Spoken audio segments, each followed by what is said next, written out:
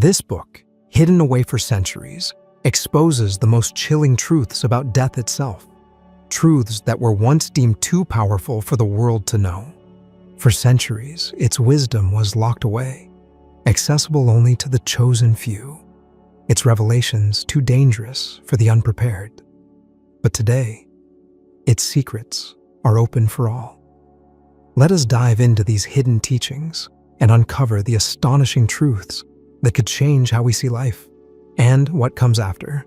The Path Through Samsara, the Tibetan Book of the Dead, also called Bardo Thodol, is seen as a powerful guide to understanding the mystery of death. At first, it seems like a religious text, but it holds deep truths about life, change, and the human mind. Is it just a spiritual book, or does it unlock the secrets of life and the afterlife? This question has drawn many to explore its wisdom and face not just death, but how they live their lives. Let's uncover the layers of this ancient work. Linked to the 8th century teacher Padmasambhava and rediscovered by Karma Lingpa in the 14th century, the text is built on the idea of Bardos. Bardos are states between life, death, and rebirth. Interestingly, this idea of in-between times also appears in science, art, and the study of the mind. Could these Bardos reflect not only spiritual states, but also changes in our daily lives? The first stage is the Chikai Bardo, the time of death. Picture this: the body begins to fade, and a bright light appears. This light is said to show the truth and the pure nature of the mind. But here's the surprising part. Most people don't recognize it. The mind, full of fear and confusion, turns away. Why does this happen? Is it because we spend our lives avoiding the truth, staying busy, and ignoring the reality of death? The next stage is the Chonyid Bardo, a strange dreamlike state. In this phase, the mind sees vivid images of peaceful beings, scary figures, and shifting shapes. These are not outside forces. They are reflections of one's own mind. Understanding this can lead to freedom from the cycle of rebirth. Failing to see them as illusions means being drawn back into this cycle. How often in life do we face fears and desires that aren't real but still control us? Could learning to see through these illusions help us overcome challenges? The last stage, the Sidpa Bardo, is filled with urgency. Karma, or the results of one's actions, now guides the soul to its next life. There are 6 possible realms for rebirth. These range from a heavenly realm of comfort to a painful realm of suffering. The human realm is considered special, as it offers a chance for growth and enlightenment. But this raises a key question. If our actions now shape our future, are we careful about the choices we make? What makes the Tibetan Book of the Dead stand out is how it is used. It is not just a book to read alone. Traditionally, it is spoken by a guide who helps the soul through these confusing stages. This guide's role is to remind the soul that all the scary and tempting images are only illusions. How often in life do we also need someone to remind us of what really matters? Today, some might see these teachings as outdated, but their meaning is still powerful. The book talks about the mind, death, and the effects of our actions. These ideas are important in areas like psychology and philosophy. In a world focused on success and quick rewards, the Tibetan Book of the Dead asks us to look deeper. What truly matters beneath our daily routines? The fact that this text is now easy to access has both good and bad sides. Once, its teachings were only for monks or advanced learners.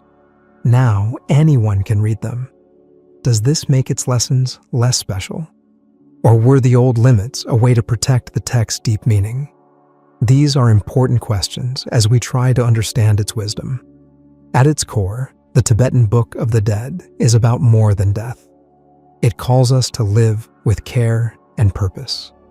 Every action and thought matters, shaping not just today, but the future. For those who think karma is just an idea, consider how often a single choice leads to big changes, for better or worse. One key lesson from the text is about knowing ourselves. It shows how fears and desires are often things we create in our own minds. In a busy world, how often do we stop to think about what is real and what is not? Beyond its spiritual message, the book asks life's biggest questions. How does knowing we will die affect how we live? What do we leave behind? And most of all, how can we live in a way that matches our deepest beliefs?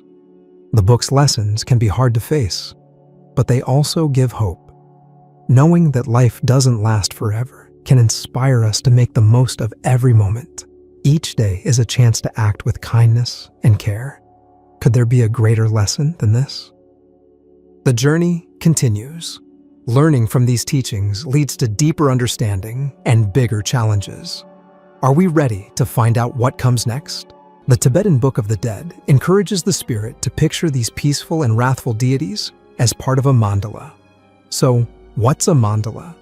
Think of it as a cosmic blueprint, a Buddha palace, a pure land, or even a mini-universe. These intricate designs aren't just pretty. They're like spiritual GPS, guiding the spirit's focus and helping them stay steady through this wild, otherworldly experience. First up are the peaceful deities. They manifest in a beautiful display, appearing in a rainbow of colors that can strike fear or awe in the Bardo being. For some, it's overwhelming. For others, mesmerizing. But the catch here is that the text warns against getting caught up in these emotional extremes. To achieve liberation, the Bardo being must recognize something profound. The deities are not separate entities. They're manifestations of the mind itself. Every radiant form, every shimmering light, is a reflection of the spirit's own nature. Then, the mandala of peaceful deities guides the spirit to unity with this cosmic display. But there's a subtle trap. The dull path of healing always looms nearby. The text encourages the spirit to resist that pull, saying, "At this moment, let your compassion flow. Draw back from the path that leads to delusion and the lower animal realms." But what happens if the Bardo being can't align with the peaceful deities? That's when the wrathful ones make their entrance. And these beings don't hold back. Imagine sharp fangs, multiple heads, weapons in hand, surrounded by flames and laughing ominously. Sounds terrifying? Well, that's the point. These blood-drinking deities embody raw energy, and their presence can feel like a nightmare come to life. Here's the twist, though.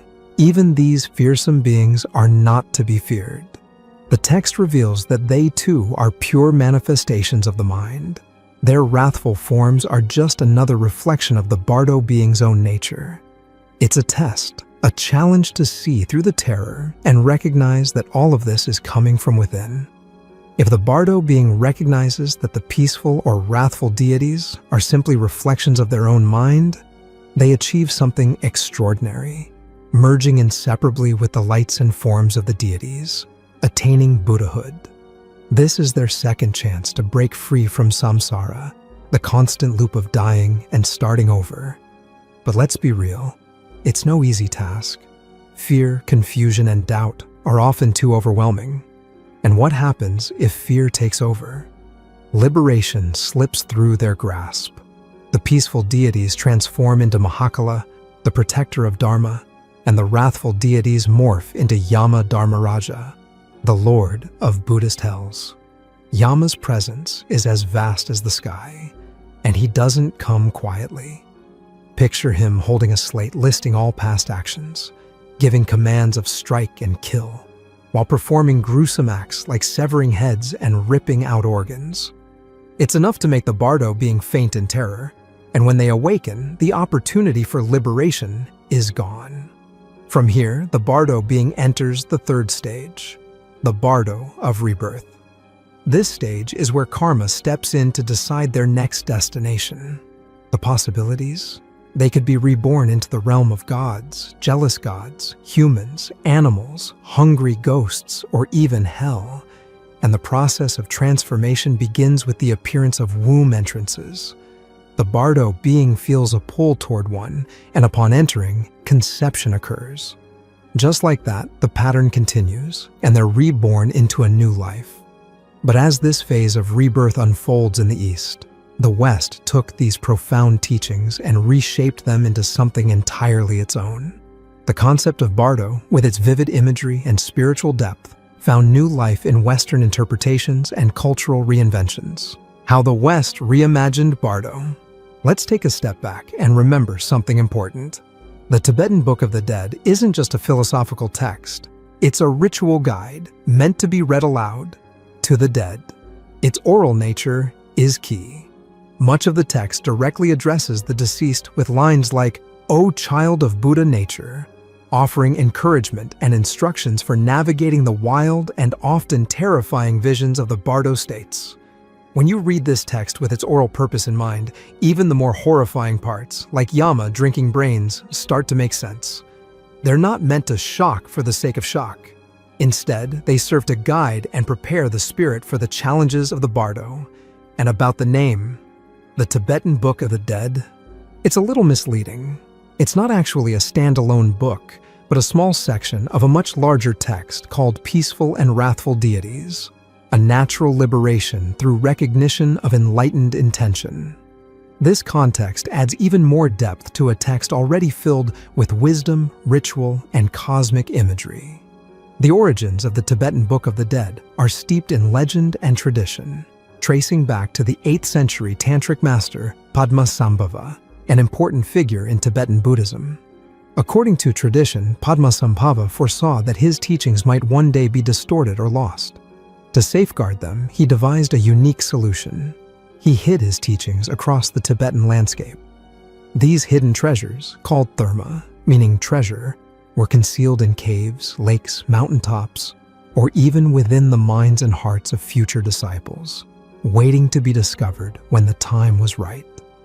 The people chosen to uncover these treasures are known as Tertons, treasure discoverers.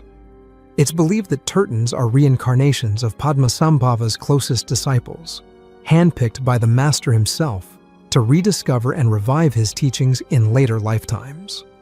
This tradition credits the Tibetan Book of the Dead as part of one such treasure. The story of its discovery is just as fascinating. In the 14th century, a 15-year-old boy named Karma Lingpa, the son of a tantric master, is said to have found a collection of texts buried in a cave. Among them was the complete Peaceful and Wrathful Deities text, which includes the section we now call the Tibetan Book of the Dead. It's a striking narrative, filled with mysticism and spiritual destiny. While this is the traditional story, many scholars approach it with skepticism. From their perspective, the Therma texts are more likely the work of the Tertons themselves, with the attribution to Padmasambhava serving as a symbolic nod to his authority and influence, rather than literal authorship. Interestingly, while the Tibetan Book of the Dead is widely recognized and celebrated in the West, its prominence within Tibetan Buddhist practice isn't quite as grand. Tibetan Buddhists are often surprised by how much attention this single text, a small part of one of their many funerary traditions, has received abroad. It's a reminder that sometimes the spiritual spotlight shines in unexpected places. Some scholars argue that the Tibetan Book of the Dead has become more of an American spiritual classic than a Tibetan one. Why? It all starts with a guy named Walter Evans Wentz, the American who introduced the text to the Western world. Let's break it down. Evans Wentz wasn't your average academic. He was a theosophist, part of a late 19th century spiritual movement that blended Hinduism, Buddhism, and various esoteric traditions. In 1919, during a spiritual journey through India, Evans Wentz came across some Tibetan funerary texts. He didn't get them directly from Tibetan monks or scholars, though. He bought them from a British officer fresh from Tibet, which, at the time, was under British invasion. Problem? Evans Wentz couldn't actually read the texts. To figure out what they said, he traveled to Northeast India and sought out Kazadawa Samdup, an English-language teacher known for helping Westerners translate religious texts. Samdup translated the funerary texts, and Evans Wentz published them in 1927 as the Tibetan Book of the Dead. He chose the title because he thought it resembled the Egyptian Book of the Dead, and believed both texts drew from some ancient universal wisdom. Evans Wentz even framed his relationship with Samdup as a spiritual one, describing himself as Samdup's disciple, In the preface of the first edition, he wrote, "I am seeking, so far as possible, to suppress my own views and act simply as the mouthpiece of a Tibetan sage, of whom I was a recognized disciple." This may sound dramatic at first, but scholar Don Lopez has pointed out that this so-called guru-disciple bond is questionable. According to their surviving letters, the two had a brief professional relationship lasting only a couple of months, hardly the spiritual mentorship Evans Wentz made it out to be. Despite this, Evans Wentz's work propelled the Tibetan Book of the Dead into Western consciousness. Its appeal was fueled by two main factors: a romanticized view of Tibet as a mystical, otherworldly place, and a universal human fascination with death. The desire to understand what happens after we die, paired with a dose of Orientalist fascination, helped turn this text into a cornerstone of Western spirituality, even if its prominence in actual Tibetan Buddhist practice is relatively minor. The Tibetan Book of the Dead found massive popularity in the West, particularly in the United States, among people drawn to spiritualism, esotericism, and altered states of consciousness. Its appeal spanned decades, from the 1930s and 1940s right through the counterculture movements of the 1960s. Carl Jung, as we mentioned earlier, lent credibility by writing introductions for several editions. And in 1964, Timothy Leary, the infamous psychedelic researcher, took things further. Along with a few collaborators, he published The Psychedelic Experience, a guide to navigating trips on illicit substances, explicitly inspired by the Tibetan Book of the Dead. Beyond its influence on spirituality and psychedelics, the text left its mark on Western culture at large. Films like Jacob's Ladder and Enter the Void borrow heavily from its ideas and imagery, weaving its themes into storytelling that resonates with modern audiences. But claiming that the Tibetan Book of the Dead is more American than Tibetan can feel offensive when you consider its origins. After all, it's written in the Tibetan language, performed by Tibetan Buddhist lamas, and deeply rooted in Tibetan traditions. Yet, through figures like Walter Evans Wentz and his successors, the text was reshaped and rebranded for an American audience, transforming its cultural significance along the way. This is a classic example of religious globalization. Sacred ideas from one culture often take on a new life when they interact with another. As scholar Don Lopez aptly points out, there's an irony in the Tibetan Book of the Dead. It's not really a book, nor is it strictly about death. It's fundamentally about healing, whether that's the awakening of souls or the rediscovery of thermatexts. Evans Wentz's version isn't so much a direct transmission of Tibetan Buddhist practice as it is an American reimagining. By isolating a few chapters from a larger pattern of texts, giving them an evocative new title, and layering on his own interpretations, he created something that resonated powerfully with Western audiences. The result? A text that continues to bridge and blur the lines between two very different worlds. As Don Lopez points out, the text is fundamentally about Buddhist rebirth. Yet, for American audiences, it's often read as a psychological or even psychedelic guide. This transformation highlights more than just cultural reinterpretation. It's a lesson in how religious authority and sacred texts evolve as they move between contexts. Think about it. Many religious traditions establish authority by connecting their text to prominent figures. Christians link books like the Gospel of John to apostles of Jesus, and Sikhs regard the Guru Granth Sahib as their eternal guru, maintaining continuity with the lineage of their 10 human gurus. Tibetan Buddhism follows a similar pattern, rooting the legitimacy of Therma texts in Padmasambhava's disciples, believed to reincarnate across generations to rediscover and reintroduce these teachings. Theosophists like Evans Wentz weren't exempt from this need for authority. By claiming to be a disciple of a lama, he aligned himself with the lineage of Karma Lingpa, the original revealer of the Tibetan Book of the Dead, and, by extension, tied himself to Padmasambhava's ancient chain of authority. It's fascinating how this interplay of tradition, reinterpretation, and personal claims shaped the text's legacy in the West. This blending of ancient wisdom with modern reinterpretation didn't stop with scholars. It found its way into unexpected corners of culture. Like even the music scene was echoing the transformative ideas of the Tibetan Book of the Dead. Music meets Tibetan wisdom. The 1960s were more than just about music. They were about exploring deeper meanings and pushing boundaries. Rock musicians of the era weren't satisfied with just making hits. They wanted to tap into something spiritual and transformative. Many of them looked to the ancient wisdom of the East, and the Tibetan Book of the Dead became a massive influence. One artist who took its ideas and ran with them was none other than John Lennon. Paul McCartney once shared that the final track on Revolver, Tomorrow Never Knows, was entirely Lennon's vision. During this period, some illicit substances were making waves, and Lennon had gotten his hands on Timothy Leary's version of the Tibetan Book of the Dead. The ideas in the book fascinated him. Unlike the traditional British view of death as something dull and final, the text described death as a transformative journey. It compared dying to an epic voyage, similar to how the ancient Egyptians prepared their dead for the afterlife. For Lennon, this idea was electrifying. With those illicit substances opening his mind to new perspectives, the themes of the book resonated even more. It inspired him to create a song that captured the essence of these ideas. Tomorrow Never Knows became a bold and trippy exploration of life, death, and the unknown. It was Lennon channeling the wisdom of an ancient text into something revolutionary. The book itself contains one of its most famous lines: "Whenever in doubt, turn off your mind, relax, float downstream." Sound familiar? That's because John Lennon borrowed it and transformed it into the lyrics of his first psychedelic anthem, Tomorrow Never Knows. But Lennon didn't want to go full philosopher without a little twist.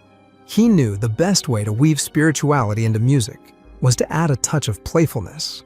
As he explained, "That's me in my Tibetan Book of the Dead period. I took one of Ringo's malapropisms as the title to sort of take the edge off the heavy philosophical lyrics." And just like that, a deep spiritual concept became part of a song that was as trippy as it was relatable. Now, let's talk about Leonard Cohen. For some reason, the idea of him playing tennis is oddly funny, but that's exactly what the monks at a Buddhist monastery had him doing.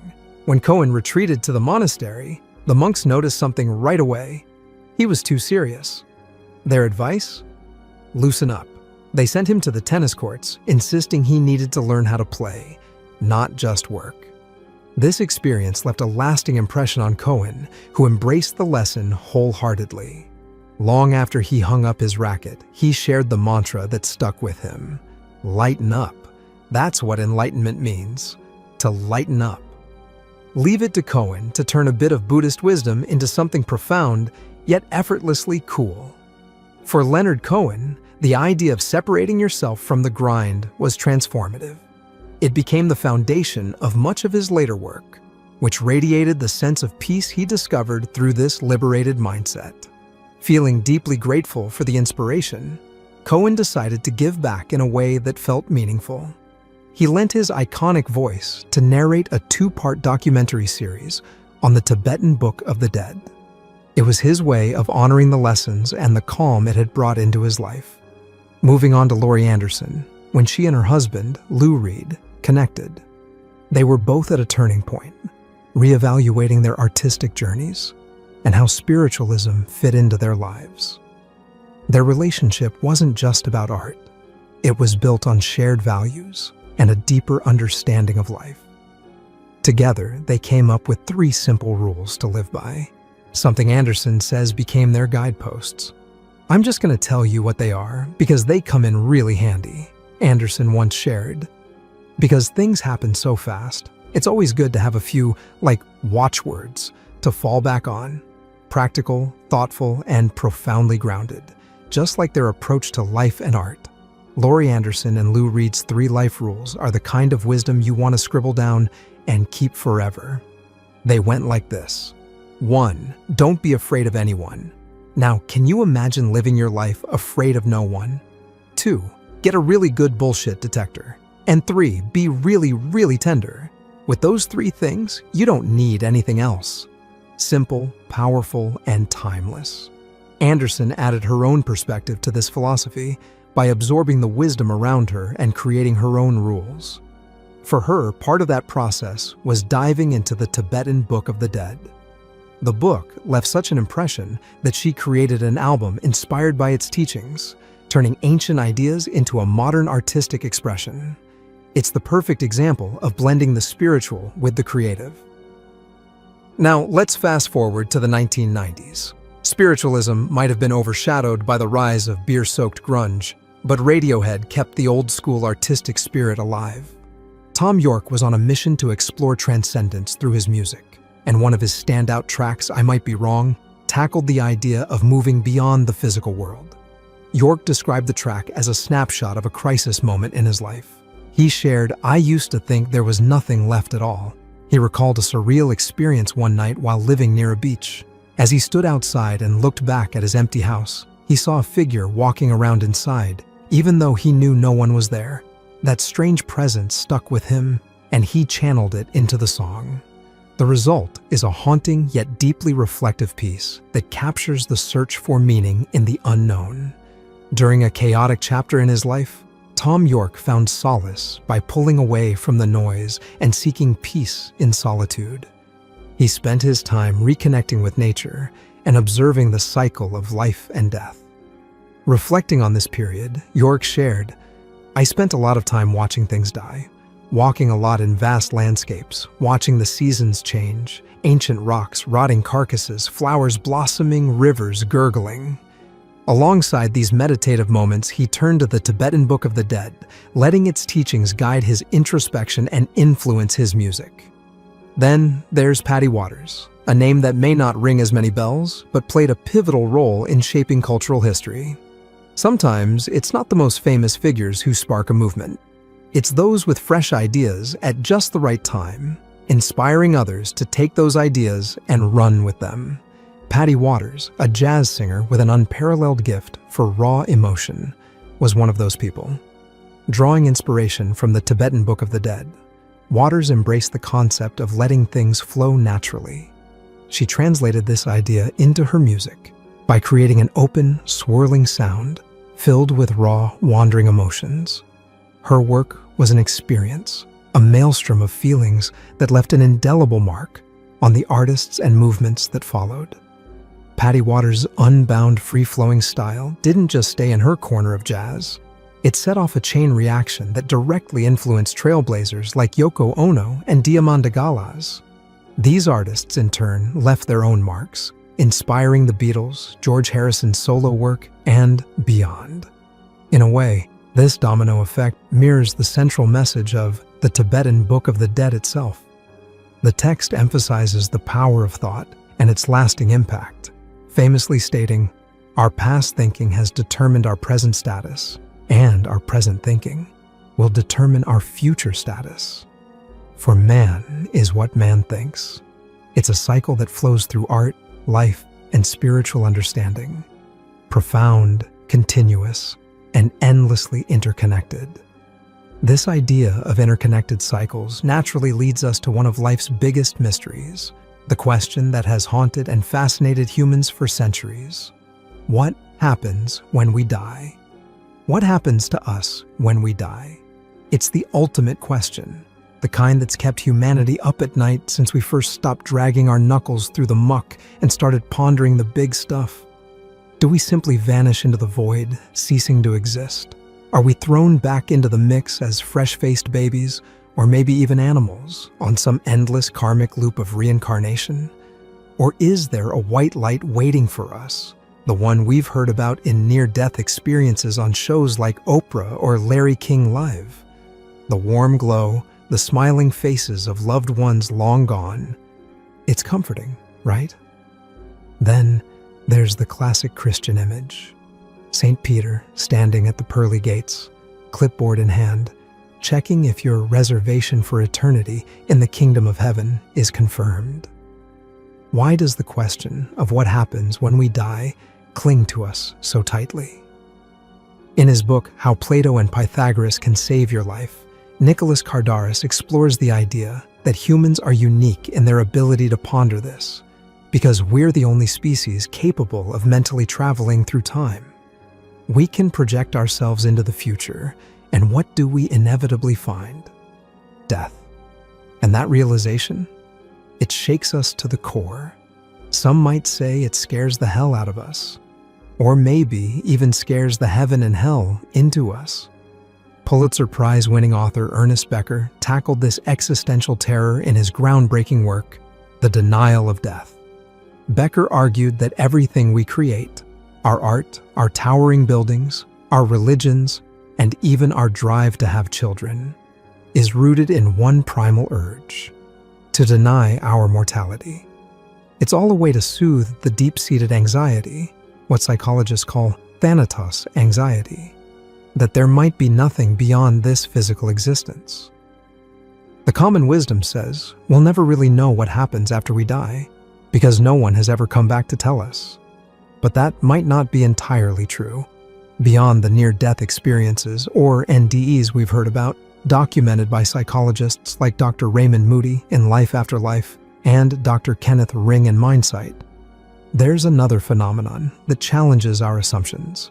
It involves children who, without the drama of an NDE or the influence of hypnotic regression, spontaneously recall vivid details of past lives. These cases are rigorously studied, well-documented, and leave us wondering, could these glimpses into past lives hold the answers we're searching for? When it comes to children recalling past lives, these stories aren't about extravagant claims of being Cleopatra or Napoleon. Instead, they're far more grounded, and, in many cases, eerily specific. These kids often recount memories of ordinary people who passed away relatively recently, sometimes just months or a few years before their birth. What's truly fascinating is the level of detail. They'll name parents, siblings, and other relatives. They'll describe their previous villages, homes, or districts. They'll even recall what they did for a living, and most strikingly, provide vivid, accurate descriptions of how they died. Here's where it gets even more unsettling. Some of these children bear physical signs, birthmarks or congenital defects that match the cause of death they claim to have experienced in a past life. Often, these injuries were traumatic in nature, like scars from fatal wounds or marks where the body might have been pierced. The correlations are startling and difficult to dismiss as mere coincidence. And if you're thinking these accounts sound too wild to be true, consider this. Over 3,000 of these cases have been rigorously documented. What's even more surprising is that this research, far from being some fringe endeavor, has been conducted at a major U.S. university for more than 40 years. It's a reminder that the question of life after death may not be as unanswerable as we once thought.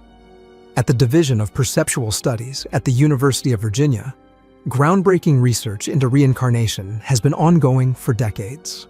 Dr. Jim B. Tucker continues the work of his predecessor, Dr. Ian Stevenson, who began this research in 1967 and devoted nearly 40 years of his life to it. Stevenson traveled the globe with his team, methodically interviewing, photographing, and documenting these astonishing cases of children who vividly recalled past lives. Stevenson's dedication to rigor and accuracy was unparalleled. In his books, such as 20 Cases Suggestive of Reincarnation and Where Reincarnation and Biology Intersect, he outlined the methods his team used to verify the children's claims. They cross-checked details like names, places, occupations, and causes of death against official records and interviews with surviving family members of the deceased. If there was any evidence that a child might have been exposed to the details of the prior life through stories, media, or other sources, Stevenson rejected those cases as inconclusive. Only cases where no other explanation could account for the memories were accepted as being suggestive of reincarnation. This careful approach ensured that the research wasn't dismissed as speculation or wishful thinking. By setting such high standards for evidence, Stevenson and his team created a body of work that challenges conventional understanding and opens the door to fascinating possibilities about what might happen after death. Does this prove that there's life after death? That's for you to decide. What's more, there have been controlled double-blind experiments showing that intercessory prayer, praying for someone's healing from afar, can yield positive recovery outcomes. This has been observed in coronary and oncology patients, suggesting that something intangible may be at play. Then there's the fascinating work of Dr. William Tiller and his team at Stanford, who conducted repeatable experiments demonstrating that focused meditative thought could alter the properties of material objects. In one case, they showed that the pH level of water could be raised or lowered simply by concentrated intention. Skeptics might shrug and ask, so what? What does changing the pH of water have to do with life after death? It's a fair question, but here's the thing. If even a fraction of the research mentioned holds up under scrutiny, it takes a big hole in the dominant materialist paradigm, the idea that everything in the universe operates solely through physical, mechanistic processes. This worldview precludes the possibility of metaphysical phenomena, such as thoughts influencing biology or consciousness surviving after death. But if the evidence for these outlier phenomena is valid, it forces us to question the completeness of that materialist view. A solid theory should account for all the data, not just the easy-to-explain parts. If the mechanistic model can't explain these phenomena, then it's likely incomplete, or even flawed. And that opens the door to alternative perspectives that can incorporate metaphysical realities, like the ones documented in this research. Theoretical physics already offers us glimpses of such possibilities. Quantum mechanics, string theory, and holographic theories of the universe suggest a reality that's far stranger and more complex than the materialist model allows. If these alternative paradigms can explain phenomena like the influence of thought on physical matter or the persistence of consciousness beyond the body, they could radically reshape how we understand life, death, and everything in between. This leads us to the ancient Greeks, who weren't just mildly curious about death. In fact, they were obsessed with it. From harvest and fertility festivals to myths rooted in underworld lore, and even death recreating Orphic rites, they leaned all the way into the concept of mortality. But why? Why this fixation on the underworld and what lies beyond? Plato offers us a clue. He called philosophy a kind of death before dying. This wasn't about morbidity, it was about enlightenment. Plato and Pythagoras believed that by confronting the transient nature of the physical body, we could better grasp the eternal essence of the soul. To the Greeks, true understanding came from peeling back the illusion of the material world and getting a glimpse of what some might call ultimate reality. The Greeks saw it as a kind of hero's journey, a phrase later popularized by Joseph Campbell. Facing your mortality and the darker corners of your psyche, your shadow side, was an essential part of achieving personal integration and spiritual growth. Plato believed that by metaphorically dying before actual death, a person could transcend the ordinary and touch something eternal. How did they do this? Through a disciplined mind-body-soul lifestyle filled with metaphysical philosophy. This led to a ritual called incubation, where participants would lie perfectly still in a pitch-dark cave for hours, or even days. If they were adequately prepared, this process could lead to an extraordinary transformation, a feeling of shedding the physical body as a snake sheds its skin. This wasn't just spiritual fluff. The Greeks were exploring a process of personal alchemy, the kind Carl Jung later wrote about in his studies of transformation and self-actualization. They were building on insights that stretched back to the Egyptians, Babylonians, and beyond, tapping into universal truths about the interplay between life, death, and the eternal. For them, this deep dive into the shadow was more than just about understanding death. It was about discovering what it truly means to live. The real magic behind near-death experiences might lie in something profound, the dissolution of the self and a fleeting glimpse into the infinite. It's as if death acts as a release, breaking down the boundaries of our individual, ego-driven consciousness and expanding it into something much larger. When the walls of the self crumble, what's left? Is it nothingness? Or is that nothing actually everything? The boundless allness that some call ultimate reality. So, what really happens when we die? Maybe it's not an ending at all, but the start of a whole new awakening. The wild thing about Plato and Pythagoras is that they believed you didn't need to face death to experience a transformative awakening. Their teachings outlined a way of life, rooted in philosophy and deep contemplation that could strip away the illusions of the material world and help you tap into something eternal. Essentially, they were handing humanity a cheat code for a life-changing, mind-blowing glimpse of the infinite no near-death experience required. It's a staggering idea, one that suggests the ultimate mystery of existence might be closer than we ever imagined. But what about people who have technically died and come back? In 2001, a 66-year-old man undergoing surgery for an abdominal aneurysm experienced cardiac arrest. After 17 minutes of CPR, defibrillation, and medication, his vital signs were gone. The medical team declared him dead. 10 minutes later, against all odds, his surgeon found a pulse. The man was alive, and the operation went on to a successful conclusion. Then there's another case from 2014 of a 78-year-old man in Mississippi. After a hospice nurse found no pulse, he was pronounced dead and sent to the morgue. The next day, the man woke up in a body bag. These unbelievable stories sound ripped straight from a horror movie, but they're part of a real-world medical phenomenon known as Lazarus syndrome. Named after Lazarus of Bethany, the biblical figure who was brought back to life by Jesus Christ after 4 days in the grave. The Lazarus phenomenon describes the delayed return of spontaneous circulation after CPR has been stopped.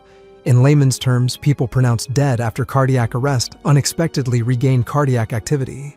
While rare, Lazarus syndrome raises profound questions. Is death always final, or are there moments when the boundary between life and death becomes blurred, teasing us with the possibility that the end might not be as definite as we think? These cases might not explain the ultimate mystery, but they certainly add another fascinating angle to the age-old question of what happens after we die. But some researchers suggest that the Lazarus phenomenon might not be as mysterious as it seems. It could have a scientific explanation rooted in the resuscitation process itself. One idea points to a buildup of pressure in the chest caused by CPR. When CPR is stopped, the pressure may gradually release, allowing the heart to restart on its own. Another theory involves the delayed effects of medications like adrenaline, often used during resuscitation. As several scientists explain, drugs administered through a peripheral vein might not reach the heart effectively due to impaired blood flow during CPR. Once blood flow improves after stopping CPR, the delayed delivery of these drugs could trigger a return of circulation. Besides this, there's hyperkalemia, a condition where blood potassium levels are too high, which has also been linked to delayed return of spontaneous circulation. It's one more piece of the puzzle, suggesting a range of factors might contribute to these rare and dramatic cases. Now, the challenging part is that Lazarus syndrome is incredibly rare, and the small number of documented cases makes it difficult to pinpoint the exact mechanisms behind it. That leaves us with more questions than answers. But maybe we're asking the wrong question. Instead of focusing on what might bring a patient back to life, perhaps we should consider this possibility. Were they ever truly deceased? In these extraordinary moments, the line between life and death becomes blurry, leaving us to wonder whether our understanding of death is as solid as we've always believed. Do you think the Tibetan Book of the Dead holds answers to the mysteries of life and death? Let us know in the comment. If you enjoyed the video, don't forget to hit the like and subscribe button for more.